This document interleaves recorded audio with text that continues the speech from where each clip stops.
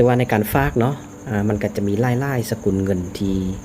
ให้ฝากเนาะมันก็จะเลือกฝากได้ตามใจเลยเนาะก็จะมีทางกีบนำเนาะถ้าว่าเขาอยากจะฝากกีบเข้ามาเขาก็กดเข้าไปนี่เนาะแล้วเขาก็มาเลือกมาเรียนเนาะซึ่งว่าข้าพเจ้าจะฝากผ่านUSDT เนาะกดเข้าไปเลยแล้วเขาก็ปอนจำนวนเหรียญที่เขาต้องการเนาะ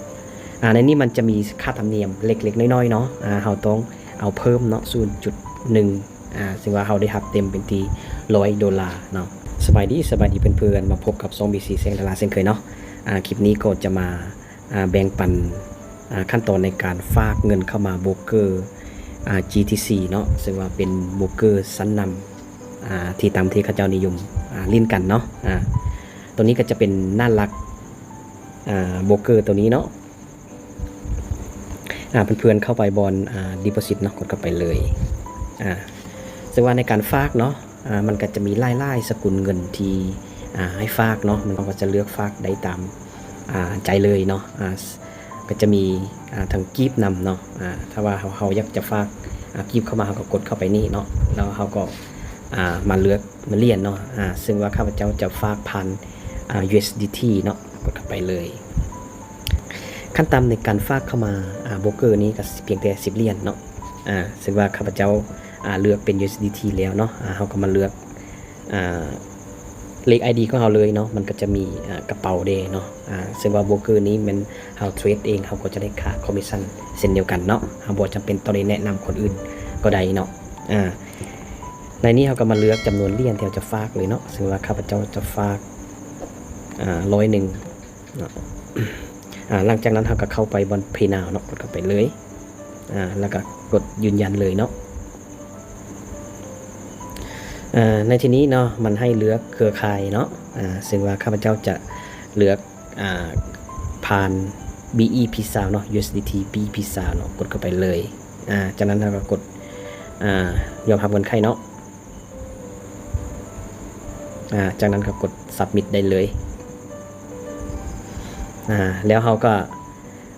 แคป QR code ตัวนี้เนาะหรือว่า Copy เลขกระเป๋านี่ก็ได้กด Copy เลยแอป Binance เนาะซึ่งว่าข้าพเจ้าจะฝากผ่านแอป Binance เนาะหรือว่าเพื่อนๆสามารถเลือกกระเป๋าเหรียญตัวอื่นก็ได้เนาะให้เรากดบนส่งนี่เลยเนาะแล้วก็ทอนเขาก็มาวางเลขกระเป๋าที่เขาก๊อปมาเมื่อกี้นี้เนาะ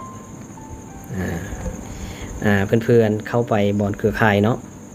ในนี้มันก็จะมีไล่เครือข่ายเนาะซึ่งว่าเครือข่ายแถวเลือกนี่เป็น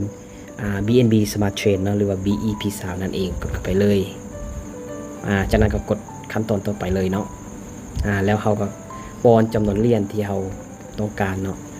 ในนี้มันจะมีค่าธรรมเนียมเล็กๆน้อยๆเนาะเขาต้องเอาเพิ่มเนาะ 0.1 ซึ่งว่าเขาได้หักเต็มเป็นที่$100เนาะจากนั้นเขาก็กดวิดโดเลยมอดขั้นตอนนี้เนาะมันก็ให้กดซอบเนาะแต่ว่าทึกหมดแล้วเนาะเขาก็กดเลื่อนเข้าไปเลย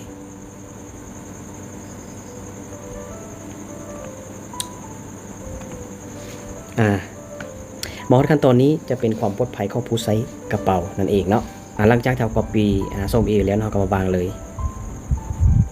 ที่ว่าสำเร็จเนาะให้เรารอท่าจักหน่อยเนาะเงินเข้ามาเป็นเทมพอยเนาะวันนี้เขาไปกดเบิ่งแอปเทสเนาะว่ามันเงินเข้ามาแล้วบ่เนาะ empty file เนาะเงินเข้ามาเป็นเทมพอยแล้วเนาะวันนี้เขาก็พร้อมที่จะสร้างกำไรได้เลยเนาะคลิปนี้จะโบแนะนำให้มาลงทุนอย่างใดเนาะทุกๆการลงทุนย่อมมีความเสี่ยงดังนั้นถ้าว่าอยากจะศึกษาในการเทรดก็ศึกษาด้วยตนเองเนาะถ้าว่าผู้ใดที่สนใจอยากจะศึกษาโบรกเกอร์GTC สามารถเข้าไปค้นหาอยู่Wiki FX เนาะเพื่อไปกดสอบเบิ่งว่าโบรกเกอร์นี้มันมีความน่าเชื่อถือหลายน้อยสำใดเนาะผู้ใดต้องการอยากจะใช้โบรกเกอร์นี้ก็สมัครลิงก์อยู่กองวิดีโอนี้ได้เลยเนาะคลิปนี้ขอจบเพียงเท่านี้แล้วเราจะพบกันในคลิปต่อไปสบายดี